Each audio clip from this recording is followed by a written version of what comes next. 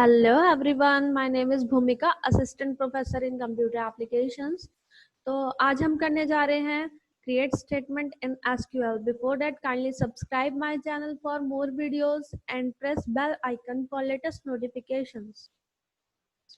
तो सबसे पहले हम देखते हैं क्रिएट स्टेटमेंट हम यूज ही क्यों करते हैं, क्योंकि सबसे पहले स्टेटमेंट है हमारे पास डेटा डेफिनेशन लैंग्वेज में। डेटा डेफिनेशन लैंग्वेज कौन सी लैंग्वेज होती है हमारे पास, जिसमें हमारे पास जितनी भी स्टेटमेंट्स है, जितने भी हमारे पास ये क्रिएट स्टेटमेंट, ऑल्टर स्टेटमेंट जो है टेबल के स्ट्रक्चर से रिलेटेड है। अगर हमें टेबल का स्ट्रक्चर क्रिएट करना है तो हमें उसके लिए क्रिएट टेबल कमांड को यूज करना पड़ेगा। तो देखते हैं क्या लिखा है। The create table statement is use to create a new table in a database. अगर हमें डेटाबेस में एक नया टेबल क्रिएट करना है तो उसे क्या बोलेंगे हम? Create table statement. अब डेटाबेस और टेबल में क्या डिफरेंस है, सबसे पहले ये समझिए। डेटाबेस क्या हुआ, जैसे हमें कॉलेज का डेटाबेस रखना है तो कॉलेज का क्या हो गया? डेटाबेस।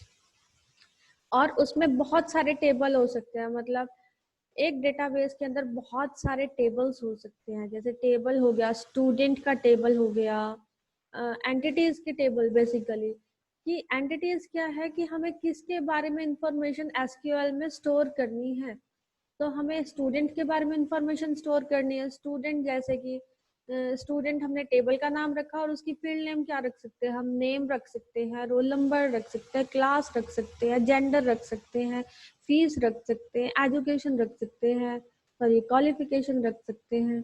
तो इस टाइप की फील्ड्स ये स्टूडेंट के डेटा से रिलेटेड हो गई। टीचर का डेटा रख सकते हैं, टीचर का नेम हो गया, टीचर की आईडी हो गई, टीचर की सैलरी हो गई, तो ये रख सकते हैं।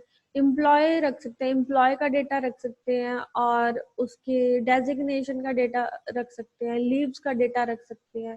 एक टेबल ये हो गया। एक लाइब्रेरी का डेटा रख सकते हैं, उसमें क्या आ जाएगा? स्टूडेंट का नेम, स्टूडेंट का roll number, date of issue, date of return. तो एक डेटाबेस में बहुत सारे टेबल हो सकते हैं जिसमें हम इंटर रिलेटेड इंफॉर्मेशन को हम स्टोर करते हैं। तो इसका सिंटेक्स क्या है? क्या है लिखने का तरीका? सिंटेक्स क्या होता है? हमारे पास कुछ भी लिखने का तरीका। जैसे हमने लिखा, फॉर एग्जांपल मैथमेटिक्स में लिखते हैं ना 2+3=5। क्या हम ऐसे लिख सकते हैं 5 2+=3? नहीं लिख सकते ना, क्योंकि उसे लिखने का तरीका है वो। तो वैसे ही किसी भी लैंग्वेज को करने से पहले, किसी भी ऐसे कंप्यूटर साइंस में कोर्स को करने से पहले हमें हर उसके रूल्स को फॉलो करना पड़ता है।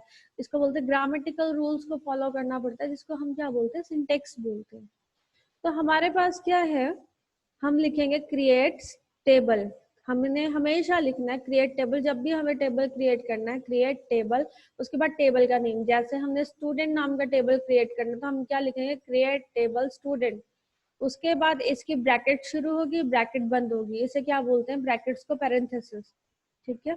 और लास्ट में क्या लगता है? सेमीकोलन। अगर आप सेमीकोलन नहीं लगाएंगे तो फिर एरर आएगा आपके पास। ठीक है, आपकी स्टेटमेंट कंप्लीट नहीं मानी जाएगी। इसके अंदर क्या लिखना है? कॉलम 1। कॉलम 1 जैसे हमने लिख दिया नेम। आपने फर्स्ट कॉलम का नेम क्या रखना है? हमने लिख दिया नेम। और उसका डेटा टाइप क्या होना चाहिए? डेटा टाइप क्या हो सकता है हमारे पास? जैसे varchar। इसमें डेटा टाइप है, हम यूज करेंगे varchar। varchar किस लिए यूज होता है? जिसमें हम क्या कर सकते हैं? नंबर को भी स्टोर करवा सकते हैं और टेक्स्ट को भी स्टोर करवा सकते हैं। बेसिकली varchar हमारे पास टेक्स्ट को स्टोर करने के लिए डेटा है, तो हमने क्या कर दिया? इसको varchar। और ब्रैकेट में क्या लिख देंगे? साइज। आगे हम एग्जांपल में देखेंगे साइज मतलब इस फील्ड का साइज कितना है, नेम मैक्सिमम कितने कैरेक्टर का हो सकता है। जब एक कॉलम हमने कंप्लीट कर दिया, उसके बाद क्या आ जाएगा? कॉमा। फिर दूसरा कॉलम आ जाएगा, मान लो date of birth. Date of birth का डेटा टाइप क्या आ जाएगा? डेट, फिर कॉमा। फिर नेक्स्ट कॉलम देखेंगे हम कि नेक्स्ट कॉलम कौन सा है हमारे पास। हमने लिख दिया मान लो एज। एज हम डेटा टाइप क्या लिख सकते हैं? जैसे ओरेकल है, या हमारे पास बहुत सारे सॉफ्टवेयर्स है इन क्यूरीज को रन करने के लिए। ये जो हमारे पास कोई भी स्टेटमेंट रन होती है, इसको क्या बोलते हैं एसक्यूएल में? क्यूरी। तो हमारे पास बहुत सारे सॉफ्टवेयर्स हैं, जैसे सिक्वल है, एसक्यूएल है, मतलब एसक्यूएल को सिक्वल भी बोलते हैं, स्ट्रक्चर्ड क्यूरी लैंग्वेज। ठीक है। एक होता है माई एसक्यूएल, एक है हमारे पास ओरेकल, और इसके भी अलग अलग वर्जन्स अवेलेबल है। तो किसी में हम एज नंबर डेटा टाइप होता है, किसी में इंट डेटा टाइप है, तो हम अपनी नीड के अकॉर्डिंग इसको यूज करेंगे। ठीक है, फिर कॉमा, ऐसे कितने भी हम इसमें कॉलम ऐड कर सकते हैं। ठीक है, ये था सिंटैक्स। इसी के बेस पे हम आगे एग्जांपल डिस्कस करेंगे। अब जो इसमें कॉलम पैरामीटर है, ये बता रहा है कि the column parameter specify the name of the column of the table. कि मतलब कॉलम क्या बता रहा है कि हमने टेबल में कॉलम कौन सा बनाना है। The data type parameter specify the type of the data. Type बता रहा है कि इस कॉलम में किस टाइप का डेटा वो होल्ड करके रख सकता है। जैसे कि मैंने आपको अभी बताया, वेरिएबल टाइप का होगा, इंटीजर टाइप का होगा, या डेट टाइप का होगा, एटसेट्रा। अब इसका एग्जाम्पल हम समझते हैं। हमने एक टेबल क्रिएट करना है जिसका नाम क्या है, पर्सन, और यहाँ पर्सन्स होना चाहिए था, यहाँ पर पर्सन्स कर देते हैं हम इसको।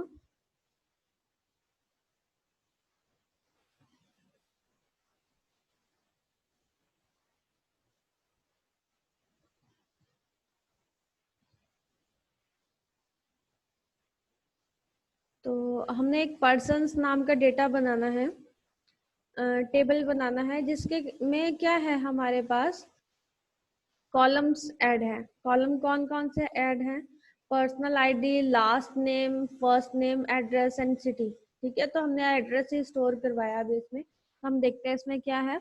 हमने किया वही क्रिएट टेबल, पर्सन्स नाम का हमने एक टेबल बनाया है। उसमें क्या चाहिए थी, पर्सन की आईडी। इसमें कैपिटल लेटर स्मॉल लेटर का भी ध्यान रखना है आपने। तो हमने पहला कॉलम लिया पर्सन आईडी, और आईडी किस चीज में लिया, इंट में, इंटीजर, मतलब नंबर ही ऐड होगा, 1001 1002 इसी में आएगा। फिर कॉमा डाल दिया। उसके बाद क्या होगा, लास्ट नेम। लास्ट नेम क्या हो जाएगा हमारे पास, क्योंकि टेक्स्ट टाइप का डेटा है तो हम इसे लेंगे varchar में। ब्रैकेट में दिया है इस फील्ड का साइज की लास्ट नेम मैक्सिमम 255 कैरेक्टर्स का हो सकता है, कॉमा 255 कैरेक्टर्स। मतलब जैसे अगर हम साउथ में जाएंगे तो साउथ में हमारे पास बहुत बड़े बड़े नाम आते हैं। ठीक है, नेक्स्ट है फर्स्ट नेम। फर्स्ट नेम हमने varchar, लेकिन आपने इसको मैक्सिमम नेम को 25 या 30 पे सेट कर देना है। नेक्स्ट हो गया first name. First name varchar में आपने लिया इसका भी साइज 255। फिर एड्रेस लिया, एड्रेस हमारे पास बड़ा हो सकता है, तो एड्रेस varchar में 255 करेक्टर का। लास्ट फील्ड के बाद तो सेमी सॉरी कॉमा लगाने की जरूरत नहीं है। ठीक है, तो ये था एग्जांपल। जब आप इसे एग्जीक्यूट करोगे तो आपके पास आउटपुट में क्या आएगा, वन टेबल इज क्रिएटेड। अब नीचे देखते हैं क्या लिखा है, the person ID column is of type int and will hold integer type value. जो आईडी है, पर्सन आईडी है, उसका डेटा टाइप क्या है, इंट, और वो इंटीजर टाइप की वैल्यू को होल्ड करेगा। जो लास्ट नेम, फर्स्ट नेम और एड्रेस है, इसमें किस टाइप का डेटा है हमारे पास, varchar टाइप का डेटा है, जिसकी मैक्सिमम लेंथ क्या है कि 255 कैरेक्टर्स ये होल्ड कर सकता है। नेक्स्ट हमारे पास DDL स्टेटमेंट आती है, describe. Describe statement in SQL। Describe table, ये जो हमने टेबल का स्ट्रक्चर क्रिएट कर रहा है यूजिंग क्रिएट टेबल कमांड, तो आप क्या कर सकते हो, इस टेबल के स्ट्रक्चर को देख भी सकते हो using describe statement. Describe statement भी क्या है, अनदर SQL स्टेटमेंट है, सॉरी अनदर DDL स्टेटमेंट है। यहाँ पर आएगा DDL, इसे हम कर देते हैं DDL।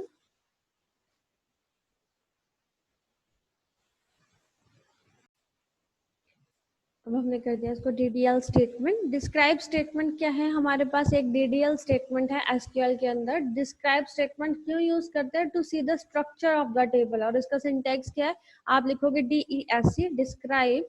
डिस्क्राइब पूरा नहीं लिखना है, DESC, और उसके बाद लिखना है टेबल का नेम, जिसका टेबल का नेम आपको देखना होगा। नेक्स्ट है क्रिएट टेबल एग्जाम्पल। अब हम एग्जाम्पल देखते हैं। जैसे हमने क्या किया, यही टेबल क्रिएट किया, क्रिएट टेबल पर्सन्स नाम का टेबल बनाया, ब्रैकेट शुरू, ब्रैकेट बंद, सेमीकोलन। और इसमें क्या है, पर्सन की आईडी इंटीजर में, लास्ट नेम varchar में 255 कैरेक्टर्स का, फर्स्ट नेम varchar में 255 कैरेक्टर्स का, एड्रेस varchar में 255 कैरेक्टर्स, सिटी वर्कर में 255 कैरेक्टर्स। तो ये क्या था हमारे पास, हमने टेबल क्रिएट कर दिया। अब टेबल क्रिएट कर दिया, इसमें क्या लिखा हुआ, 0 रोज अफेक्टेड। 0 रोज अफेक्टेड मीन्स इसमें हमने कोई डेटा नहीं एंटर करा है। रोज मतलब इसमें कितनी रोज हैं डेटा की। उसके बाद हम इस टेबल को के स्ट्रक्चर को देखना चाहते हैं कि टेबल कैसे बना। तो मैंने आपको बताया उसके लिए कौन सी कमांड है हमारे पास, DESC पर्सन्स। DESC पर्सन्स नाम की कमांड है, मतलब डिस्क्राइब पर्सन। उसके बाद ये क्या बता रहा है, फील्ड। फील्ड के नेम कौन कौन से हैं, तो हमारे पास person ID, last name, first name, address और सिटी आ गया। और उसके बाद क्या आ गया, टाइप। इसमें टाइप, डेटा टाइप कौन सा यूज कर रहे हैं, इंटीजर है। फिर वैरियर है सब में। उसके बाद नल। नल वैल्यूज अभी तक तो सबकी वैल्यू क्या है, नल ही है, ठीक है। डिफॉल्ट वैल्यू, अगर हम किसी फील्ड में कोई वैल्यू नहीं एंटर कराएंगे तो बाय डिफॉल्ट उसकी वैल्यू क्या हो जाएगी, नल हो जाएगी। तो ये हमारे पास एक टेबल का स्ट्रक्चर बता रहा है। अब हमारे पास मान लो पहले से एक टेबल बना हुआ है, मान लो जहां पर आपकी एडमिशंस होती है वहां पर क्या है हमारे पास, आपका सारा डेटा आपने एंटर किया था एडमिशन फॉर्म पर। वहीं से हमें डेटा लेना है अटेंडेंस के लिए, वहीं से डेटा लेना है हमें इशू रजिस्टर के लिए, जहां पर आप लाइब्रेरी की बुक इशू करते हो। तो हम एक टेबल से बाकी टेबल भी बना सकते हैं। तो इसमें क्या लिखा है, A copy of an existing table can also be created using create statement। हम एक टेबल की कॉपी भी बना सकते हैं using create table statement। हम देखेंगे हम कॉपी कैसे बनाएंगे। The new table gets the same column definitions, all the columns of or specific columns can be selected। हम क्या कर सकते हैं, जो नया टेबल हमने बनाया है उसमें भी कॉलम की डेफिनेशन सेम रहेगी। कॉलम की डेफिनेशन सेम रहने से क्या मतलब है हमारा, कि जो डेटा टाइप हमने उसमें स्पेसिफाई किया, जो कंस्ट्रेंट हमने उसमें स्पेसिफाई किया, कंस्ट्रेंट मतलब रूल्स, नेक्स्ट वीडियो में हम देखेंगे, आप नेक्स्ट वीडियो देखना, उसमें बताएंगे कि कंस्ट्रेंट कैसे स्पेसिफाई करते हैं। जो भी रूल्स होंगे वो सारे जो टेबल कॉपी किया है उसमें भी आ जाएंगे। उसके बाद है ऑल कॉलम्स और specific columns can be raised, मतलब सारे के सारे कॉलम भी सिलेक्ट कर सकते हैं। मतलब हमने बनाया, जैसे अभी टेबल बनाया था person ID, last name, first name, city, हम सारे के सारे ये कॉलम्स भी कॉपी कर सकते हैं। और इसमें से चाहे तो मुझे सिर्फ पर्सन आईडी चाहिए और कुछ भी नहीं चाहिए, मान लो उसके लिए अटेंडेंस के लिए, तो फिर मुझे पर्सन आईडी और फर्स्ट नेम फॉर एग्जांपल दो ही फील्ड चाहिए। तो मेरे पास मैं मतलब स्पेसिफिक कॉलम्स को भी सिलेक्ट कर सकती हूँ। नेक्स्ट है, if you create a new table using an existing table, the new table will be filled with existing values from the old table. अगर हम कॉपी करते हैं नए टेबल, पुराने टेबल से नए टेबल को, ठीक है, तो उसकी जो वैल्यूज थी जो पुराने टेबल में थी वो भी कॉपी हो जाएगी नए टेबल में, ठीक है। अब हम देखते हैं इसका सिंटेक्स क्या है। सिंटेक्स क्या है हमारे पास पुराने टेबल से नए टेबल को बनाने के लिए, इसके लिए क्या करेंगे, हम क्रिएट टेबल कमांड को यूज करेंगे, क्रिएट टेबल। फिर उसका बाद क्या लिखते हैं हम, जैसे एज यूजुअल हमने क्या लिखा, क्रिएट टेबल। न्यू टेबल का नेम क्या रखना है, न्यू टेबल का नेम जैसे हमने स्टूडेंट अटेंडेंस रख दिया, इसका नाम एज, एज कीवर्ड यूज करना है आपको, एज। फिर हम कौन कौन से कॉलम उसमें से सिलेक्ट करना चाहते हैं, सिलेक्ट कॉलम 1 कॉलम 2। जैसे हमने कॉलम 1 क्या रख दिया, हमें चाहिए person ID and first name from, ऐसे कॉमा कॉमा करके हम बहुत सारे जितने भी कॉलम्स हैं पुराने टेबल में वो हम सिलेक्ट कर सकते हैं। From existing table name, existing table name कौन सा हो गया, जो हमने पर्सन्स नाम का टेबल बनाया, ठीक है। और ऐसा हो सकता है कि बहुत सारे टेबल हो, और उसमें क्या कर सकते हैं, वेयर कंडीशन भी लगा सकते हैं। वेयर कंडीशन में क्या हो गया कि आप उसी वैल्यू को सिलेक्ट कर सकते हो कि आपको सिर्फ उन ही स्टूडेंट्स का डेटा कॉपी करना है जिन्होंने फीस सबमिट कर देनी है, where fees is equal to submitted, ठीक है। तो आप वेयर कंडीशन भी लगा सकते हो उस केस में, क्योंकि मैंने आपको क्या बताया कि आप इसमें से सारा डेटा भी कॉपी कर सकते हो। अगर पुराने टेबल में कुछ इंसर्ट के थ्रू हमने वैल्यूज इंसर्ट करी है, जैसे हम नेक्स्ट वीडियो में करेंगे कि वैल्यू कैसे इंसर्ट करते हैं, तो हमें वो सारी वैल्यू ना दोबारा से इंसर्ट करनी पड़े, तो हम वो सारी वैल्यूज को कॉपी भी कर सकते हैं दूसरे टेबल में। और अगर हम कुछ कंडीशनल वे से एक्सट्रैक्शन करना चाहते हैं कि जैसे मैंने आपको बताया कि जो मान लो फीमेल स्टूडेंट्स हैं, हम उसी का डेटा अगर हम कॉपी करना चाहते हैं तो हम लिख देंगे where gender is equal to female, तो वही डेटा हमारे पास सिलेक्ट हो जाएगा। तो इसके बाद लास्ट में क्या लगाएंगे हम, सेमीकोलन। तो ये इसका सिंटैक्स था। अब हम इसका एग्जाम्पल देखते हैं। हमने क्या बनाया, क्रिएट टेबल। टेबल का नाम, नया टेबल का नाम क्या रख दिया हमने, टेस्ट टेबल। उसके बाद हमने एज लिखना है, जैसे कि हमने यहाँ लिखा था एज। सिलेक्ट, सिलेक्ट ऐसे ही लिखेंगे जैसे यहाँ पर लिखा था हमने। सिलेक्ट भी तब लिखेंगे जब हमें कोई स्पेसिफिक कॉलम को ऐड करना है।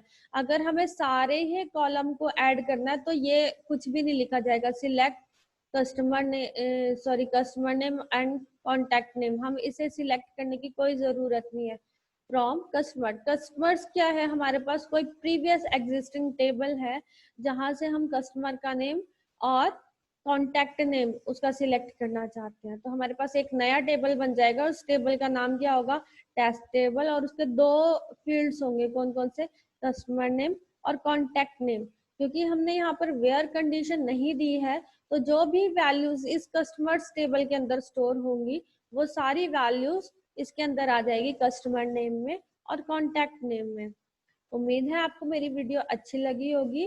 तो इसी तरह की और वीडियोस देखने के लिए और एसक्यूएल को ज़्यादा से ज़्यादा समझने के लिए आप मेरी वीडियोस को सब्सक्राइब कर सकते हो, बेल आइकन पे क्लिक कर सकते हो, ताकि जैसे ही मैं वीडियो अपलोड करूं आपको उसकी नोटिफिकेशन मिल सके और आप अपना एसक्यूएल का कोर्स जल्दी से जल्दी खत्म कर सके। Thank you very much for watching my video.